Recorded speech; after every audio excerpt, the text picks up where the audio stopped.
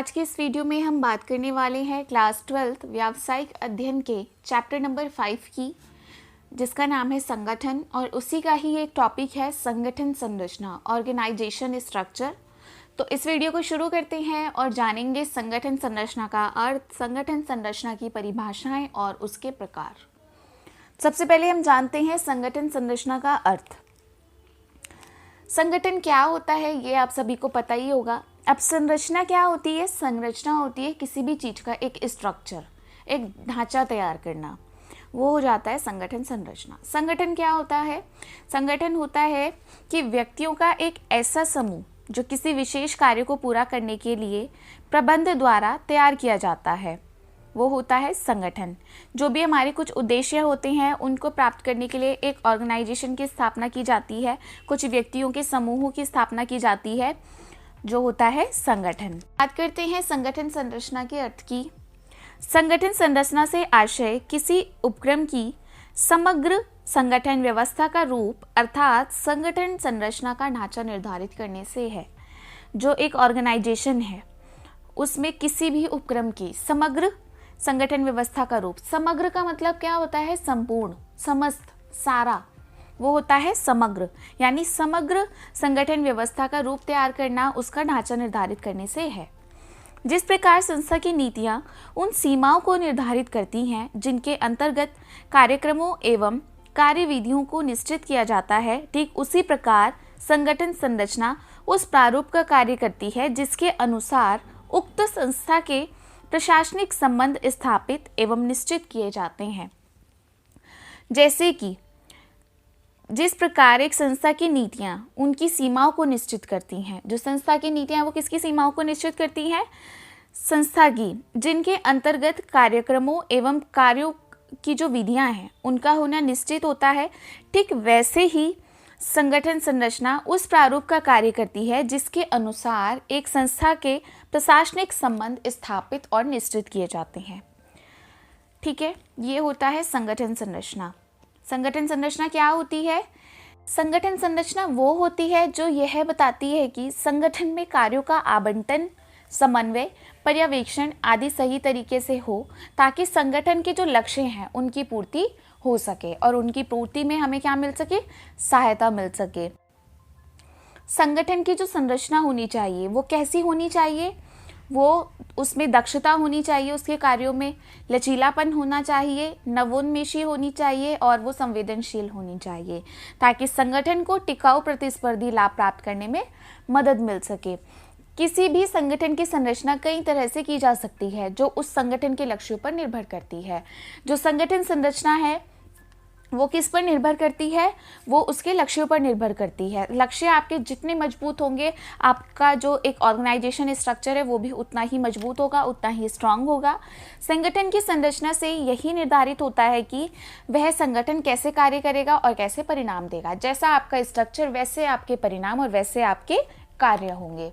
तो बेहतर ये है कि आपको अपना संगठन का जो एक स्ट्रक्चर है वो अच्छा बनाना है। स्ट्रक्चर अच्छा बनेगा तो क्या होगा? हमारे कार्य अच्छे होंगे, कार्य अच्छे होंगे तो परिणाम भी अच्छे होंगे। नेक्स्ट हम बात करते हैं संगठन संरचना की परिभाषाओं की, जो कि निम्नलिखित हैं। विलियम एच न्यूमैन के अनुसार संगठन संरचना किसी उपक्रम में संपूर्ण संगठनात्मक व्यवस्था से संबंधित होती है। जो विलियम एच न्यूमैन है वो कहते हैं कि जो संगठन संरचना है वो किसी उपक्रम में संपूर्ण संगठनात्मक व्यवस्था से संबंधित होती है। संगठनात्मक व्यवस्था कैसे? जो संगठन की व्यवस्था है, एक संगठन की व्यवस्था जितनी अच्छी होगी संगठन संरचना भी उतनी अच्छी होगी। नेक्स्ट हम बात करते हैं अल्बर्ट हेनरी एच के अनुसार डेफिनेशन की। संगठन संरचना वह ढांचा है जिसमें प्रबंधकीय और परिचालनात्मक कार्य निष्पादित किए जाते हैं। जो अल्बर्ट हेनरी एच हैं उन्होंने कहा है कि संगठन संरचना एक ऐसा ढांचा है जिसमें प्रबंधकीय और परिचालनात्मक कार्यों का निष्पादन किया जाता है। नेक्स्ट हम बात करते हैं संगठन संरचना के कुछ प्रकारों की, टाइप्स ऑफ ऑर्गेनाइजेशन स्ट्रक्चर की। तो जानते हैं वो कौन कौन से प्रकार हैं। नंबर 1 रेखा संगठन, नंबर 2 रेखा एवं कर्मचारी संगठन, नंबर 3 क्रियात्मक अथवा कार्यात्मक संगठन संरचना और नंबर 4 विभागीय संगठन संरचना। Line organisation, line and staff organisation, functional organisation structure और डिविजनल ऑर्गेनाइजेशनल स्ट्रक्चर।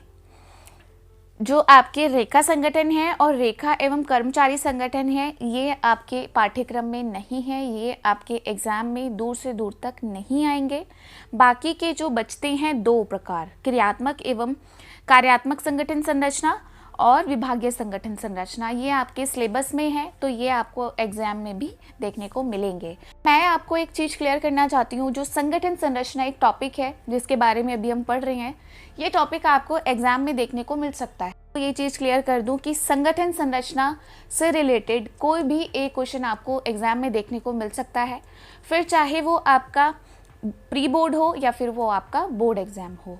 तो जो संगठन संरचना से रिलेटेड क्वेश्चन है वो आपका कैसे भी आ सकता है, चाहे वो संगठन संरचना के अर्थ के रूप में आए, फिर चाहे वो क्रियात्मक संगठन संरचना के रूप में आए, और या फिर वो विभागीय संगठन संरचना के रूप में आए। तो आप इस टॉपिक की अच्छे से प्रिपरेशन करना। आपको एग्जाम में शॉर्ट आंसर टाइप क्वेश्चन में भी ये क्वेश्चन मिल सकता है और लॉन्ग आंसर टाइप क्वेश्चन में भी आपको ये क्वेश्चन मिल सकता है। तो आप इस क्वेश्चन को अच्छे से तैयार करना। Good luck. आते हैं अपने टॉपिक की ओर। यहाँ पर हम बात करते हैं इन दोनों प्रकारों की, क्रियात्मक संगठन की और विभागीय संगठन संरचना की। यहाँ हम बात करते हैं क्रियात्मक अथवा कार्यात्मक संगठन संरचना की, फंक्शनल ऑर्गेनाइजेशन स्ट्रक्चर की बात करते हैं। क्रियात्मक शब्द की उत्पत्ति इस विचारधारा से हुई है कि प्रत्येक संगठन को किसी व्यवसाय को चलाने के लिए कुछ कार्य अथवा क्रियाएं संपन्न करनी पड़ती है। कितना भी बड़े से बड़ा व्यवसाय हो, उसको चलाने के लिए आपको कार्य और क्रियाओं का संपन्न करना पड़ेगा। यदि आप क्रिया और कार्य को संपन्न नहीं करते तो फिर आपका जो ये संगठन है ये सही ढंग से नहीं चलेगा, सुचारू रूप से नहीं चलेगा। तो इसीलिए किसी भी संगठन को, किसी भी व्यवसाय को चलाने के लिए क्या करना पड़ता है, कुछ कार्य करने पड़ते हैं अथवा कुछ क्रियाएं करनी पड़ती हैं।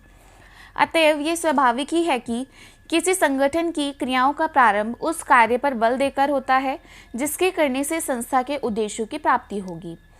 जाहिर सी बात है कि अगर किसी के भी कुछ उद्देश्य होते हैं तो वो अपने उद्देश्यों की पूर्ति के लिए ही कोई ना कोई कार्य करेगा। अगर उसके कोई उद्देश्य ही नहीं है तो फिर वो उस कार्य को क्यों करेगा। वैसे ही यहाँ पर भी है कि स्वाभाविक ही है कि किसी संगठन की क्रियाओं का प्रारंभ उस कार्य पर बल देकर होता है जिसके करने से संस्था के उद्देश्य की प्राप्ति हो। जो भी संस्था के उद्देश्य की प्राप्ति करेगा वो उसी कार्य पर बल देंगे। जैसे जैसे किसी संगठन का आकार बढ़ता जाता है वैसे वैसे उसकी क्रियाओं का विशिष्टीकरण भी होता जाता है।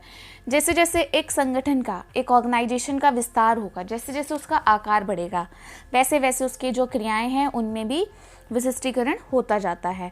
और अंततः क्रियात्मक संगठन के अंतर्गत कार्यों के आधार पर समान क्रियाओं का समूहीकरण किया जाता है। अन्य शब्दों में अगर मैं आपको बताऊं कि कार्यात्मक संगठन क्या होता है, तो यह संगठन संरचना का सबसे सरल और प्रचलित रूप है।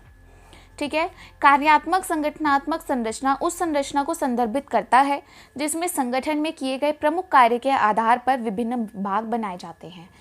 जो ये संगठन है इसमें प्रमुख कार्य के आधार पर क्या बनाए जाते हैं, विभाग बनाए जाते हैं। और विभाग क्यों बनाए जाते हैं, ताकि वो अपनी जो क्रियाएं हैं एक संगठन की वो संपन्न कर सकें, और जैसे जैसे वो अपनी क्रियाओं को संपन्न करेंगे वैसे वैसे उनको क्या होगा, उनके संस्था के उद्देश्यों की प्राप्ति होगी। नेक्स्ट हम बात करते हैं विभागीय संगठन संरचना की। विभागीय संगठन संरचना मतलब डिविजनल ऑर्गेनाइजेशन स्ट्रक्चर की। जब किसी उपक्रम अथवा संस्था को विभिन्न विभागों एवं ऊपरी भागों में विभक्त कर दिया जाता है तो वह विभागीय संगठन अथवा विभागीकरण कहलाता है।